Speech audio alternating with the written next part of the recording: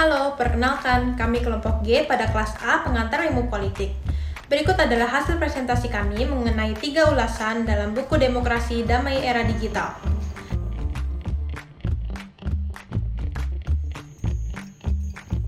Kehadiran teknologi dengan layanan fitur media sosial yang beragam berperan besar dalam memperluas ruang publik. Melalui digitalisasi demokrasi, memungkinkan masyarakat untuk bebas mengutarakan pendapat, aspirasi, kritik, dan keluhan tanpa dibatasi ruang dan waktu di berbagai media informasi. Nah, berdasarkan latar belakang dalam ulasan ini, ada pula beberapa masalah yang dibahas di dalamnya, seperti maraknya pertarungan politik dalam media sosial dan kurangnya analisis informasi sehingga menimbulkan sentimen dan disinformasi di kalangan masyarakat. Untuk detailnya bisa cek di samping ini ya. Sebagai masyarakat Indonesia di era demokrasi digital, perlu adanya aktivitas menganalisis informasi agar publik tidak mudah percaya dengan apapun yang terpampang di media sosial, sehingga tidak mudah terhasut akan hoax, ujaran kebencian, maupun hasutan. Ruang publik perlu dijaga agar menjadi kekuatan efektif di era demokrasi digital, agar kompetensi pengelolaan pemerintahan terbangun.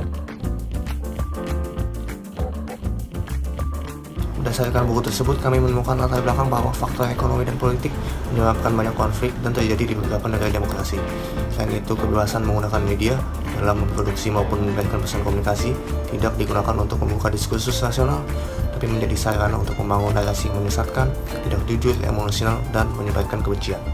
Demokrasi di Indonesia dalam beberapa tahun belakangan ini tidak hanya menjanjikan transisi pemimpin yang damai, tetapi menyulut politik identitas yang disebabkan oleh banyaknya perjuangan memperebutkan kekuasaan, yang mengakibatkan terjadinya konflik antara warga negara dalam masa pemilu. Agar kehidupan sosial politik berjalan aman dan damai, maka kita harus mempunyai kesadaran plural. Kebebasan dalam media baru haruslah disertai tanggung jawab dengan mempertimbangkan apakah tindakan yang kita lakukan pada media baru ini sudah dibenarkan secara moral atau tidak, terutama dalam konteks politik digital sekarang ini.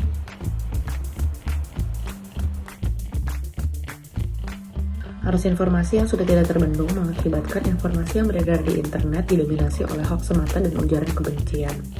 Dengan perkembangan teknologi yang masif, pihak-pihak yang ingin mengambil untung di panggung politik dan kekuasaan sangat lihai dalam mengelola isu agama ataupun ujaran kebencian kepada kaum minoritas melalui platform media sosial. Sikap intoleransi yang menjalar dari kelompok radikal ke tengah lingkungan masyarakat.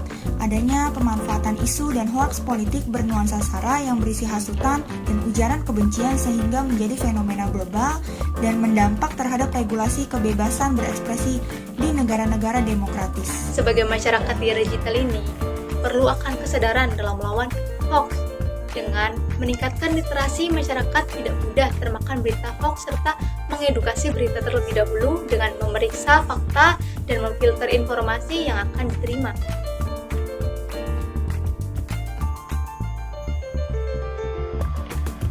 Berdasarkan 3 ulasan yang kami pilih dalam buku ini, kami menemukan kesamaan struktur penulisan pada 3 ulasan tersebut. Dimulai dari latar belakang, dilanjutkan dengan masalah, diakhiri dengan metode penyelesaian. Di samping itu, jika dilihat dari konteks 3 ulasan tersebut, kami juga menyimpulkan bahwa masyarakat harus lebih bijak dalam menggunakan media sosial. Jangan mudah termakan oleh informasi yang tidak akurat dan terus menjunjung tinggi nilai persatuan agar terhindar dari perpecahan bangsa dan negara. Burung pelikan, burung cenderawasih, cukup sekian dan terima kasih.